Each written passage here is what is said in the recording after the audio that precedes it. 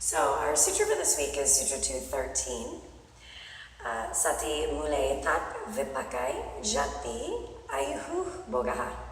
With the existence of the root, there will be fruits also, namely the births of different species of life, their lifespans and experiences. So we talked about the three kinds of karma in our last sutra, and this essentially, even though it sounds very heady, it's speaking about that same karma, the same basically cycle of life in every species, and the planet as well.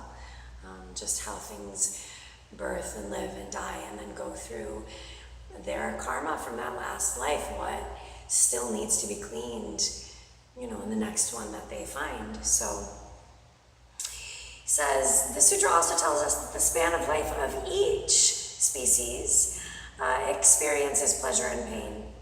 And this pleasure and pain is determined by our karma, which in turn is the fruit of the obstacles mentioned before. So, it's that same, the decisions that I'm making, what am I feeding? What's it feeding into, regardless of the form that I take in my next lifetime and the environment that I put myself in? Karma is still going to be there, and it's still going to be cycling and circling. Says if the mind doesn't want to function through it, then it won't. It says it won't experience what needs to be experienced. And that's true. We can talk ourselves into or out of anything.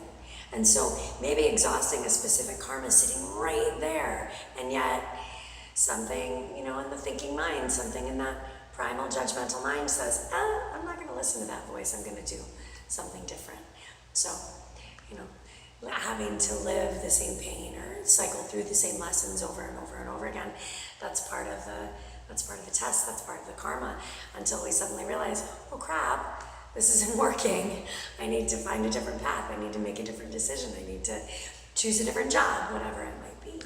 So, karma happens to all things, with all things, and in all things. All right, Shanti Shanti.